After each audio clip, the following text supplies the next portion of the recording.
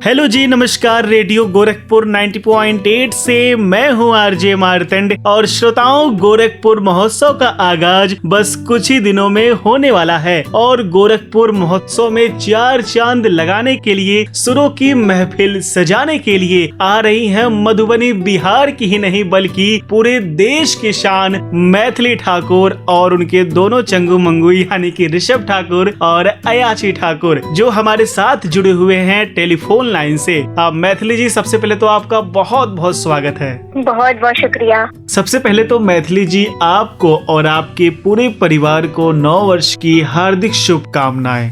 आपको भी। और मैथिली जी, सबसे पहले आप क्या कहना चाहेंगी, कितनी एक्साइटेड है गोरखपुर आने को लेकर के? बहुत ज्यादा। सबसे पहली बात, गोरखपुर में मेरा ये सबसे पहला ऐसा कार्यक्रम है जो मेन गोरखपुर में मैं परफॉर्म करूंगी। इससे पहले मैं बहुत बार आई हूँ, लेकिन एयरपोर्ट से हम लोग कहीं और चले जाते थे, मतलब दूसरी जगह। तो मेन सिटी में पहली बार मैं आ रही हूँ और बहुत ज्यादा एक्साइटेड हूँ। चलिए मैथिली जी, बड़ा अच्छा लगा जान करके कि आप पहले भी गोरखपुर आ चुकी हैं, कई बार आई हैं, लेकिन ये पहली बार होगा जब आप गोरखपुर महोत्सव के मंच पर अपनी प्रस्तुति देंगी। जी, और ऊपर से मैं अपने सोशल मीडिया पे मैंने जब से शेयर की है ये बात, तब से काफी सारे पोस्टर शेयर कर रहे हैं, मुझे टैग कर रहे हैं और मेरा स्वागत कर रहे हैं सोशल मीडिया के माध्यम से। तो मैं बहुत ज्यादा ऑलरेडी एक्साइटेड। वाकई हम भी आपका स्वागत करते हैं, बहुत बहुत वेलकम है आपका पूरे गोरखपुर की तरफ से।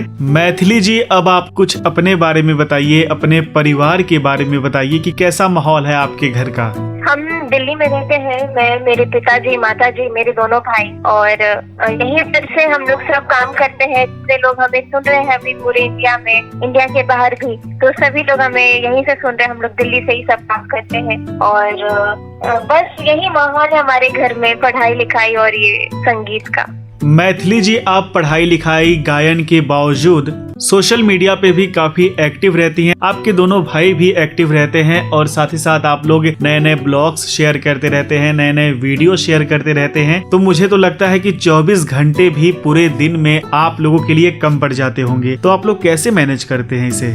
हाँ, मतलब बिल्कुल मैं भी यही सोचती, 24 घंटे कम पड़ रहे हैं हमारे लिए, क्योंकि ये होता है कि रात में सोते वक्त भी काफी सारी चीजें सोच रहे होते हैं कि अब क्या करेंगे, अब ये करेंगे, अब वो करेंगे। और ऐसा ये नहीं है कि कुछ दिनों से हम लोग, शुरुआत से ही हम लोग का ऐसा ही लगभग दिनचर्या रहा है कि अब क्या करना है, अब क्या नया करना है, अब क्या सीखना है। तो बस ये ऐसा चीज बना रहे और हम सोचते रहे बस। बिल्कुल ऐसे ही बना रहेगा, सब कुछ अच्छा ही होगा। बस जुनून होना चाहिए प्रतिदिन कुछ नया कर दिखाने का। जी बिल्कुल। अच्छा मैथिली जी, सभी लोग कह रहे हैं कि जो बीता 2020 था बड़ा ही खराब था, बड़ा ही ऐसा था वैसा था, काफी परेशानियों का सामना करना पड़ा, लेकिन मुझे लगता है कि आप लोगों के लिए अच्छा ही होगा, क्योंकि आप लोगों ने नए नए वीडियो शेयर किए, नए नए ब्लॉग्स बनाए, आपके श्रोता भी बढ़े, आपके फॉलोअर्स भी दिन प्रतिदिन बढ़ते गए और साथ ही साथ कई तरीके से आप लोगों ने मिल करके पूरे देश ही नहीं पूरे विश्व को एंटरटेन किया। क्यों?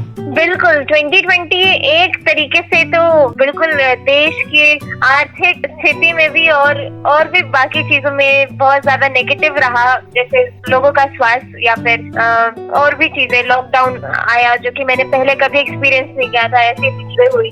और लेकिन अच्छी बात ये हुई कि घर पे बैठे बैठे हम लोगों ने अपने परिवार के साथ बहुत अच्छा टाइम स्पेंड किया। और लॉकडाउन के ही पीछे मैंने रामचरितमानस का सीरीज शुरू किया और लगभग मैं इसके 150 एपिसोड पूरे कर चुकी हूँ। तो बस ये नई चीज मैंने की और काफी सारे नए नए लोग जुड़े हमारे साथ। चलिए, बड़ा अच्छा लगा जान करके कि आपने रामचरितमानस पाठ का 150 एपिसोड्स पूरे किए और ऐसे ही लगातार आप करते रहिएगा। अपने संस्कृति को, अपने सभ्यता को बढ़ाते रहिए और इसे प्रमोट करिए और साथ ही साथ जो विलुप्त परंपराएं हो रही हैं, जो विलुप्त संगीत हो रहे हैं, उनको फिर से जीवंत करने का प्रयास करिए। जी बिल्कुल। मैथिली जी, आप मैथिली और हिंदी के साथ साथ अन्य भाषाओं में भी गायन करती हैं, ये कैसे संभव हो पाता है? इसकी तैयारी आप कैसे करती हैं?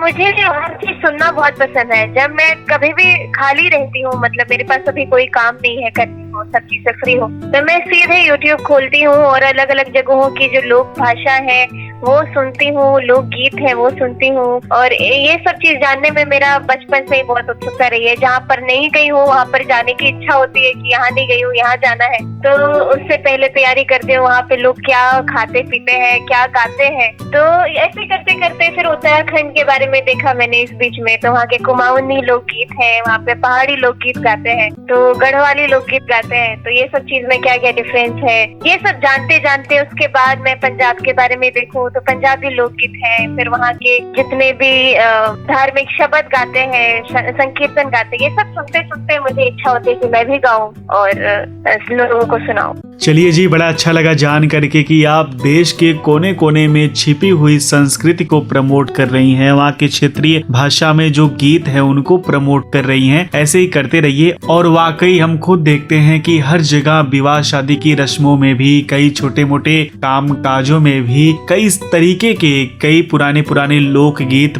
पारंपरिक गीत महिलाओं द्वारा, पुरुषों द्वारा गाए जाते हैं। जी जी जी। और मैथिली जी, गायन के सिवा और कौन कौन से शौक आपके हैं?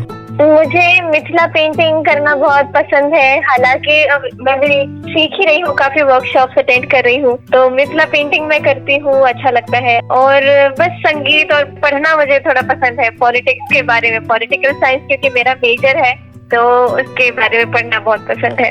मैथिली जी, इस समय आप क्या कर रही हैं? कौन सी पढ़ाई? अभी मैं बीए प्रोग्राम कर रही हूँ, ग्रेजुएशन में हूँ, और वही पॉलिटिकल साइंस प्लस म्यूजिक मेरा बीए प्रोग्राम बनता है। ओके ओके, बड़ी अच्छी बात है। हाँ, अच्छा मैथिली जी, गोरखपुर की लोकल लैंग्वेज यानी कि लोकल भाषा तो यहाँ की भोजपुरी है, तो आपको भोजपुरी आती है? आती, उतना कॉन्फिडेंटली नहीं बोलती हूँ। भोजपुरी समझ में आती है लेकिन बोलने में दिक्कत है। तो कुछ भोजपुरी में गुनगुनाना चाहती हैं? बिल्कुल बिल्कुल, सुनाए।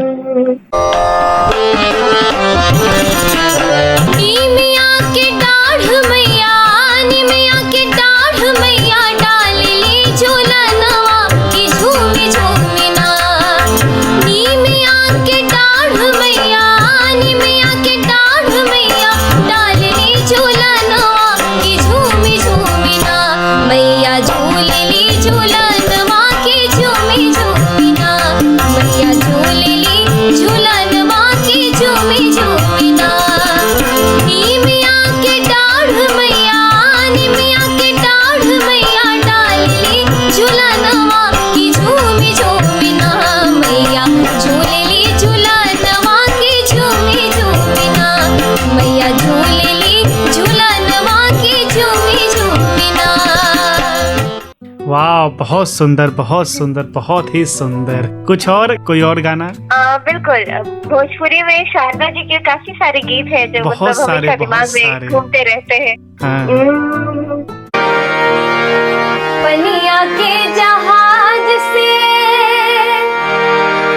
पलटनिया बनिया हो, पनिया के जहाज से, पनिया के जहाज से पलटनिया बनिया पिया ले ले अइहा हो,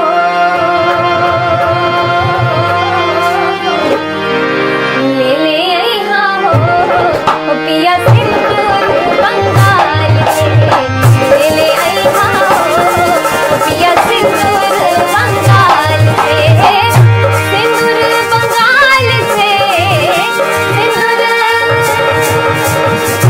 सिंदूर बंगाल से, ले ले अइहा हो, पिया सिंदूर बंगाल से, ले ले अइहा हो, पिया सिंदूर बंगाल से। वाह, बहुत अच्छा, कितना अच्छा लग रहा है आपके मुख से भोजपुरी की ले ले अइहा हो पिया सिंदूर बंगाल से।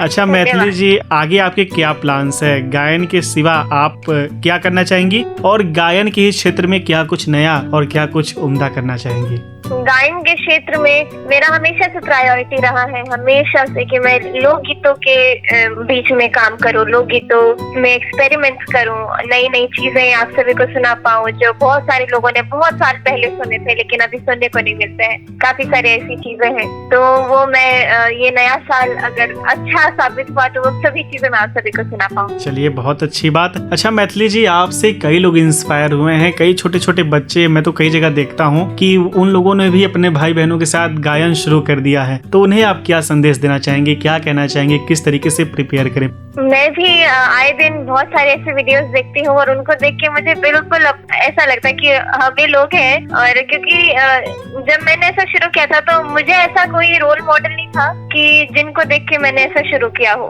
क्योंकि जब मैंने 3 साल पहले जब वीडियो डालना शुरू किया था तब ज्यादातर बच्चों में वेस्टर्न म्यूजिक का ही क्रेज था और वही लोग ज्यादा गा रहे थे। लेकिन जब से हम लोगों ने ऐसा शुरू किया तब मुझे और भी बच्चों को देखने को मिलता है कि जैसे हम लोग कव्वालीज भी गाते हैं, सूफी गाते हैं, तो सभी लोग जो अपने अपने तरीके से उसको प्रेजेंट करने की कोशिश कर रही है। ये बहुत अच्छी बात है कि अगर मैं किसी की इंस्पिरेशन बन पाऊँ। अच्छा मैथिली जी, आप हमारे श्रोताओं को, खासकर गोरखपुर वासियों से क्या कहना चाहेंगी और उनके लिए कौन सा गीत गुनगुनाना चाहेंगी? गोरखपुर वासियों को तो सबसे पहले बहुत बहुत शुक्रिया मुझे इतना सारा प्यार ऑलरेडी देने के लिए, क्योंकि मैं अभी तक पहुंची भी नहीं हूँ गोरखपुर और लगभग रोज मुझे हजारों मैसेजेस आते हैं कि आपका स्वागत है, आपका स्वागत है। तो मैं सभी से मिलने के लिए बहुत ज्यादा उत्सुक हूँ और सभी को मैं क्या सुनाऊं। मैं एक रामता विवाह जो मेरे घर में सबका फेवरेट है और मैं भोजपुरी में आप सभी को सुनाती हूँ। बिल्कुल। हम तो पाती लइके आवत बानी पार से, राजा जनक दरबार से। हम तो पाती लइके आवत बानी पार से, राजा जनक दरबार से।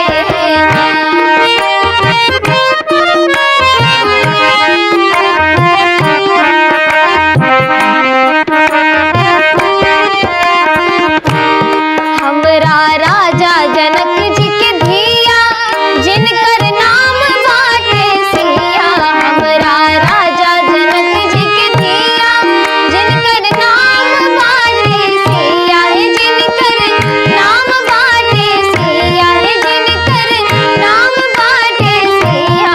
उनकर शादी हुई है कौशल्या कुमार से, राजा जनक दरबार से। उनकर शादी हुई है कौशल्या कुमार से, राजा जनक दरबार से। हम तो पाती लइके आवत बानी पार से, राजा जनक दरबार से। वाह, बहुत अच्छा, बहुत अच्छा। और ये गाना वाकई मेरा भी बहुत फेवरेट है मैथिली जी, मैं तो हमेशा गुनगुनाता रहता हूँ। लेकिन जो आपने गाया ना, थोड़ा सा मेरा सुर ढीला ढाला है और थोड़ा अलग है, तो ये तो मैं भी 2 लाइन गा दूँ। बिल्कुल, सुनाइए सुनाइए। ओ हम ते पाती लेके आवत बानी पार से, राजा जनक दरबार से ना। ओ हम ते पाती लेके आवत बानी पार से, राजा जनक दरबार से ना। हो राजा जनक जी के धिया जिनका नाम है सिया, राजा जनक जी के धिया जिनकर नाम है सिया। उनकर शादी हुई है कौशल राजकुमार से, राजा जनक दरबार से ना। धन्यवाद। क्या बात है, क्या बात है। बस इतना ही मुझे आता है। बहुत सुंदर, बहुत अच्छा गाते हैं आप। मैथिली जी, आप हमारे सब श्रोताओं को बता दें कि आपको ये कहाँ कहाँ सुन सकते हैं। सबसे पहले सभी श्रोता लोग मुझे YouTube पर सब्सक्राइब कर लें। मेरे चैनल का नाम है मैथिली ठाकुर और ब्लॉग अगर देखना है हम लोग कैसे अपना दिन भर व्यतीत करते हैं तो ऋषभ ठाकुर पे देख सकते हैं। हमारे बहुत सारे चैनल है, मैथिली ठाकुर, ऋषभ ठाकुर, अयाची ठाकुर, मैथिली लाइव, तो आप सभी लोग देख सकते हैं। फेसबुक पर मैथिली ठाकुर नाम से मेरा पेज है, इंस्टाग्राम पर भी मेरा मैथिली ठाकुर आईडी है। और ये याद रखें कि जहाँ भी आप फॉलो कर रहे हो उस पर एक निशान लगा हो, टिक का वेरीफाइड निशान लगा हो, वही हमारे असली अकाउंट है। हाँ, आजकल फर्जी बहुत ज्यादा हो जाते हैं। जी जी जी, अभी करीब मेरे 26 लाख लोग हैं जो जुड़े हुए हैं यूट्यूब पर, और फेसबुक पर लगभग 1 करोड़ लोग जुड़े हो गए हैं। उसमें मैं भी हूँ। जी जी जी, हाँ। धन्यवाद। बहुत बहुत धन्यवाद मैथिली जी हमारे साथ जुड़ने के लिए, अपनी बातों को साझा करने के लिए। और हाँ, एक बार फिर आपका और आपकी टीम का बहुत बहुत स्वागत है गोरखपुर महोत्सव में। धन्यवाद। तो श्रोताओं, आप भी सुनना और देखना ना भूलें 13 जनवरी की शाम गोरखपुर महोत्सव में लोक गायिका मैथिली ठाकुर को। और ऐसे ही सुनते रहिए गोरखपुर का first community radio, radio Gorakhpur 90.8 गुन